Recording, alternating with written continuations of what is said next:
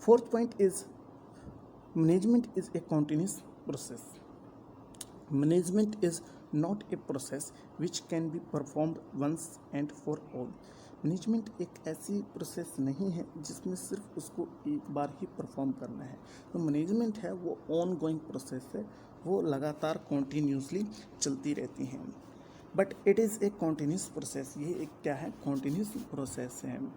Means जो management के function हैं, planning, organising, staffing, directing, controlling, वो मैनेजर्स सिमेंटेनियसली उनको कॉन्टीन्यूस बेसिस पर परफॉर्म करता रहता है. मीन्स किसी दिन मतलब एक दिन वो अगर ज़्यादा प्रायोरिटी दे रहा है प्लानिंग को, तो दूसरे दिन अगले दिन वो ज़्यादा प्रायोरिटी कंट्रोलिंग को भी दे सकता है. मीन्स ये ऐसा ज़रूरी नहीं है कि एक फंक्शंस को ज़्यादा प्रायोरिटी दी जा रही है तो लगातार उसी फंक्शंस को ही परफॉर्म किया जाएगा, किसी दूसरे फंक्शन को परफॉर्म नहीं किया जाएगा. तो प्लानिंग परफॉर्म कर रहा है मैनेजर, तो साथ के साथ ऑर्गेनाइजिंग, स्टाफिंग, जो अदर फंक्शंस हैं वो भी परफॉर्म किए जाते हैं. Planning, organising, staffing, directing, controlling are performed by all the manager all the times. Means हर एक टाइम पर वो इकट्ठे फंक्शंस परफॉर्म किए जा सकते हैं. उसके बाद इसमें फिफ्थ है हमारे पास, management is a group activities. A single person cannot do all activities successfully by himself. एक सिंगल व्यक्ति है वो सारा काम खुद अपने आप नहीं कर सकता successfully.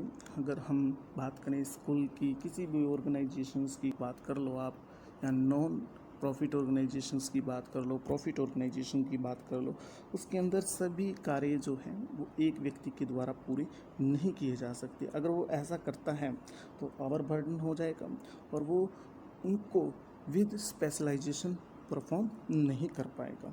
सर्वल persons have to join their hands together to fulfil them. बहुत सारे व्यक्ति मिलजुल कर ही उस काम को पूरा कर सकते हैं, तभी ऑर्गेनाइजेशंस के अंदर हमें सफलता मिलेगी. सक्सेस ऑर्गेनाइजेशन तभी होती है. Organisations goals can be only fully realized if all the peoples of the organizations work in a team and coordination. अगर सभी व्यक्ति ऑर्गेनाइजेशन के अंदर टीम और कोऑर्डिनेशन के साथ काम करते हैं तभी ऑर्गेनाइजेशंस के गोल फुलफिल होंगे, अदरवाइज नहीं. सेकंड है इसमें management, each member joins the organisations for different purpose. हर एक मेंबर जो होता है वो अलग अलग पर्पज़ के लिए ऑर्गेनाइजेशंस के अंदर एंटर होता है. तो ऑर्गेनाइजेशंस की हम पहले भी कर चुके हैं इसके अंदर, जब हमने मैनेजमेंट ऑफ पीपल में पढ़ा था. जो इंडिविजुअल एम्प्लॉय हैं उनकी नीड्स को ध्यान में रखकर उनकी नीड्स को ऑर्गेनाइजेशन को फुलफ़िल करना चाहिए. मैनेजमेंट्स हेल्प करता है पीपल्स की जो नीड्स हैं उनको रियलाइज़ करता है, तो उनको फुलफ़िल करने की वो कोशिश करता है, उनको फुलफ़िल वो मैक्सिमम से मैक्सिमम करना चाहेगा. और साथ में जो ऑर्गेनाइजेशंस के गोल्स हैं उनको भी ग्रुप एफर्ट्स के थ्रू फुलफ़िल किया जा सकता है. तो management helps peoples to realise their individual as well as organisations goals through group efforts. दोनों के गोल्स जो हैं, इंडिविजुअल गोल्स और ऑर्गेनाइजेशन गोल, वो ग्रुप एफर्ट्स के थ्रू ही अचीव किए जा सकते हैं, पूरे किए जा सकते हैं. उसके बाद हम इसमें नेक्स्ट कर रहे हैं, management is a dynamic function.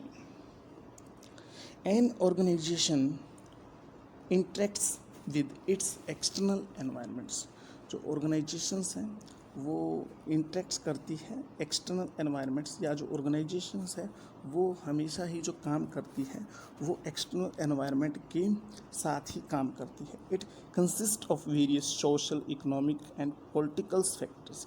वो कहीं ना कहीं जो ये फैक्टर्स हैं वो ऑर्गेनाइजेशंस के साथ जुड़े हुए रहते हैं. जो एक्सटर्नल एनवायरनमेंट्स में ये फैक्टर कंसिस्ट करते हैं उसमें शामिल होती हैं. तो ऑर्गेनाइजेशन का इनके साथ ज़रूर पाला पड़ता है, ऑर्गेनाइजेशंस को इनको ज़रूर फेस करना पड़ता है.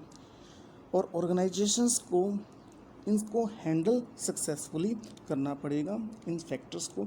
तभी ऑर्गेनाइजेशंस अपने आप को सर्वाइव कर पाएगी। अगर ऑर्गेनाइजेशंस किसी भी तरह से एक्सटर्नल एनवायरनमेंट के साथ अपने आप को नहीं ढाल पाती है या उसके साथ कोऑर्डिनेशन समन्वय नहीं कर पाती है, तो तब ऑर्गेनाइजेशंस के पास सर्वाइव करना बड़ा मुश्किल हो जाएगा। In order to overcome these changes, जो ये चेंजेस होंगे सोशल, इकोनॉमिक, पॉलिटिकल फैक्टर्स के अंदर, successfully the management has to effects change in its goals and policy. तो मैनेजमेंट्स को भी अपने गोल्स और पॉलिसीज़ के अंदर चेंज करना पड़ता है, और अगर मैनेजमेंट्स चेंजेस अडॉप्ट नहीं करेगी तो वो ऑर्गेनाइजेशंस फेल हो जाएगी।